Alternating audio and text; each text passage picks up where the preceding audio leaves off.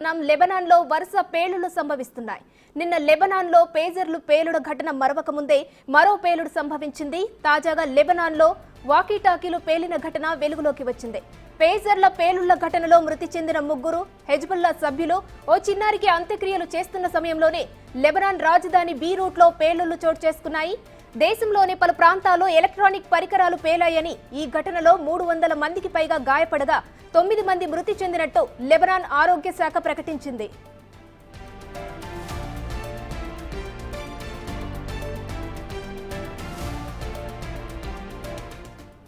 మరోవైపు పేలుళ్లపై హెజ్బుల్లా కూడా స్పందించింది. లెబనాన్లో పలు ప్రాంతాల్లో పేలుళ్లు సంభవించినట్టు ప్రకటించింది హెజ్బుల్లా. వాకీటాకీలు పేలిపోవడం వల్లే ఈ ఘటనలు చోటు చేసుకుంటున్నాయని పేర్కొంది. ఇటీవలే లెబనాన్, సిరియాలో ఒకేసారి వందలాది సంఖ్యలో పేజర్లు పేలిన ఘటన ప్రపంచవ్యాప్తంగా ఆందోళనకు గురిచేసింది. ఆ ఘటనలో 12 మంది మృతి చెందగా 2800 మంది గాయపడ్డారు. గాయపడిన వారిలో లెబనాన్లోని ఇరాన్ రాయబారితో పాటు హెజ్బుల్లా కీలక నేతలుండడం గమనార్హం.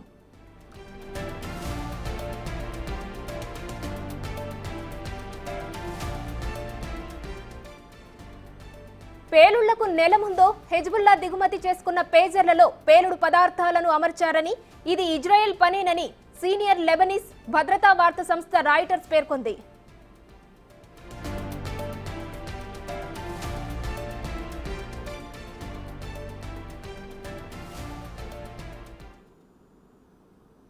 దీనికి సంబంధించి మరిన్ని డీటెయిల్స్ మా ప్రతినిధి ఢిల్లీ నుంచి శివ అందిస్తారు ఫోన్ లైన్ లో. శివ, లెబనాన్ పేలుళ్ల ఘటనకు సంబంధించిన డీటెయిల్స్ ఏంటి?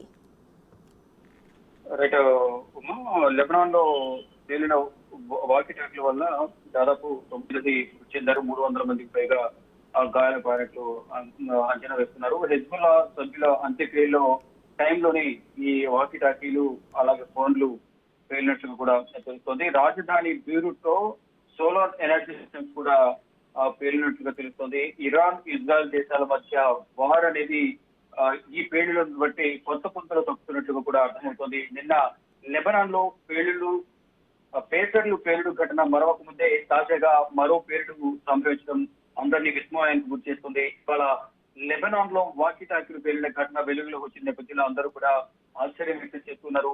పేజర్ల పేలుళ్ల ఘటనలో మృతి చెందిన ముగ్గురు హెజ్బుల్లా సభ్యులు చిన్నారికి అంత్యక్రియలు చేస్తున్న సమయంలోనే లెబనాన్ రాజధాని బీరూట్ లో పేలుళ్లు చోటు చేసుకున్నాయి. దేశంలోని పలు ప్రాంతాల్లో ఎలక్ట్రానిక్ పరికరాలు పేలాయని, ఈ ఘటనలో దాదాపు 100 మందికి పైగా గాయపడ్డారని లెబనాన్ ఆరోగ్య శాఖ ఒక ప్రకటన విడుదల చేసింది. అలాగే ఆ పేలుళ్లపై హెజ్బుల్లా కూడా స్పందించింది. లెబనాన్ లోని పలు ప్రాంతాల్లో పేలుళ్లు సంభవించినట్లుగా కూడా హెజ్బుల్లా ప్రకటించింది. వాకీటాకీలు పేలిపోవడం వల్లే ఈ ఘటన చోటు చేస్తున్నట్టుగా తెలిపారు. ఇక ఇటీవలే లెబనాన్, సిరియాలో ఒకేసారి వందలాది సంఖ్యలో పేజర్లు పేలిన ఘటన ప్రపంచ వ్యాప్తంగా ఆందోళన గురి చేసింది. ఆ ఘటనలో కూడా గతంలో 12 మంది మృతి చెందగా 2800 మంది తీవ్రంగా గాయపడ్డారు. ఇక గాయపడిన వారిలో లెబనాన్ లోని ఇరాన్ రాయబారితో పాటు హెజ్బుల్లా కీలక నేతలు ఉండడం కూడా గమనార్హం. ఈ అనూహ్య దాడి వెనుక ఇజ్రాయెల్ హస్తముందనే ఆరోపణలు అయితే వెల్లువెత్తుతున్నాయి. యుద్ధంలో భాగంగానే ఇజ్రాయెల్ ఈ దాడులకు పాల్పడుతున్నట్లుగా ఆరోపణలు వెల్లువెత్తుతున్నాయి. ఇక పేలుళ్లకు నెల ముందు హిజ్బుల్లా దిగుమతి చేస్తున్న పేజర్లలో పేలుడు పదార్థాలు అమర్చారనేది ప్రధానంగా తెలుస్తోంది.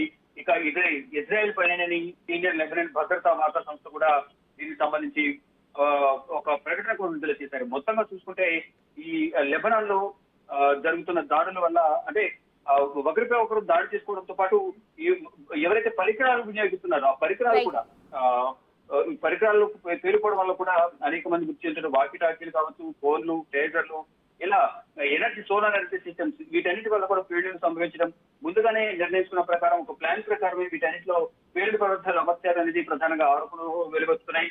ఇక నిన్న పేలుడు జరిగినప్పుడు 11 మంది, ఈ రోజు అంత్యక్రియలు జరిగిన సందర్భంలో 9 మంది మృతి చెందడం, 100 మంది గాయపడటం, అందరూ కూడా చాలా ఇబ్బందులు పడుతున్నారు. కానీ ఇక్కడ యుద్ధ వాతావరణం అయితే ఇంకా సర్దుమణగడం లేదు. ఎవరు ఊహించిన విధంగా ఇక్కడ అంటే ఒక వ్యక్తిపై ఇంకొక వ్యక్తి దాడి చేసే క్రమంలో తప్పించుకోవడానికి అవకాశం లేదు. కానీ ఆ వ్యక్తిని వినియోగించే ఫోన్లు కానీ వాకీటాకీల్లో ఈ పేలుడు పదార్థాలు అంటే మరణాన్ని చేతో పట్టుకొని తిరుగుతున్నట్లుగా కూడా ఇక్కడ మనకు ఈ పేలుడు బట్టి అర్థమవుతుంది. అంటే ఫోన్లు వాకీటాకీలు మాట్లాడుతున్నా కానీ ఫోన్లు చేతులు ఉండగానే పేలిపోవడం అనేది కావాలని ఎవరో చేస్తున్నారని ప్రధానంగా వీరంతా ఆరోపణలు చేస్తున్నారు. Right, thank you Shiva.